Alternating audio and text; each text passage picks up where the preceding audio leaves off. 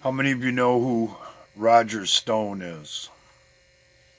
He was initially the campaign manager for Donald Trump when he first started his run for president in 2016.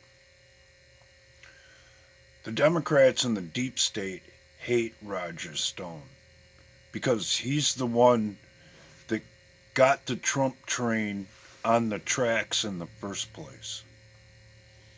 And they have done anything they could to discredit the man along the way. Today, in yet another deep state Democrat sponsored sham trial, Roger Stone was convicted of all 7 charges against him, up to and including colluding with the Russian government on Donald Trump's behalf, which has already been debunked by several investigations along the way. Isn't it convenient that this sham impeachment trial, where, by the way, they're trying to do the exact same thing to President Trump, that all of that covers up the railroading of Roger Stone, where they put members of the Obama administration on the jury who had already formulated their opinions and bias before the case even started. Your performance today. Later this afternoon, I should note that to the public that we will be back down in the basement of the Capitol doing more of these secret depositions. Ambassador, I don't really have very many questions for you. You admitted in your opening statement that you don't have any firsthand knowledge of the issues that we're looking into.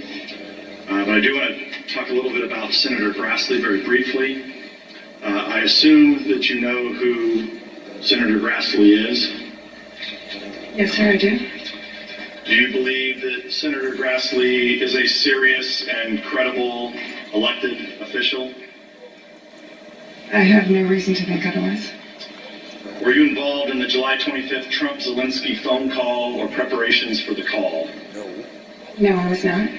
Were you involved in the deliberations about the pause in military sales to Ukraine as the Trump administration reviewed newly elected President Zelensky's commitment to corruption reforms? For the delay in For the pause. pause? No, I was not.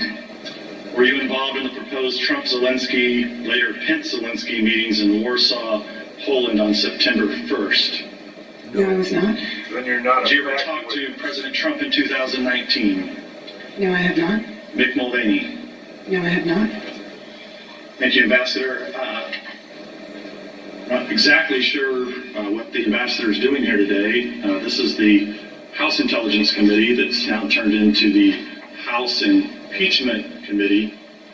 This seems more appropriate for the Subcommittee on Human Resources at the Foreign Affairs Committee. If there's issues with employment disagreements with the administration, it would seem like this would be a more appropriate setting instead of an impeachment hearing where the ambassador is not a material fact witness to any of the accusations that are being hurled at the president for this impeachment inquiry.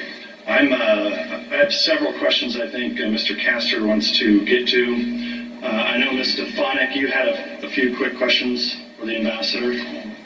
Yield to you, Ms. Stefanik. Thank you, Mr. Nunez. Ambassador Yovanovitch, thank you for being here today. The gentlewoman was suspended. What is the interruption for this time? It is our time. The gentlewoman was suspended. You're not recognized. Mr. Nunez, you were minority counsel. I just recognized. Under the House Resolution 660, you're not allowed to yield time except to minority The counsel. ranking member yielded time to another member of Congress. Nope, that is not accurate. You're gagging the... That is accurate. Ambassador Yovanovitch, I want to thank you for being here today. You're not recognized. This is the 5th time you have interrupted members of Congress, newly elected members of Congress. Gentlewoman will suspend. Mr. Chair, we control the time. and customary to this committee that whoever controls the time can yield to whoever they wish. If we have members of Congress that have a few questions, it seems appropriate that we be able to let Ms. Stefanik ask her question. Ms. Nunes, you or minority counsel recognized. All right. Mr. Castor, you're recognized. And this is exactly what they did at the Roger Stone trial. Changed the rules, manipulated the system for the outcome that they wanted. And this is exactly what will happen to us should this be allowed to continue. I'm quickly losing faith in this so-called plan, and our president as well. Because as I've said yesterday, this has been allowed to go on way too long. The hypocrisy is just running rampant.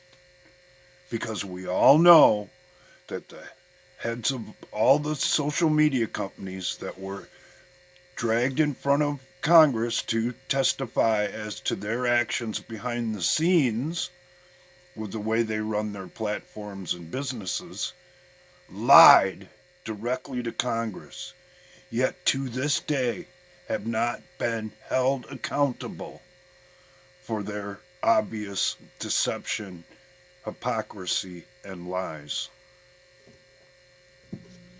As the people at the top, meaning President Trump, allow people like Julian Assange and Roger Stone to be thrown to the lions.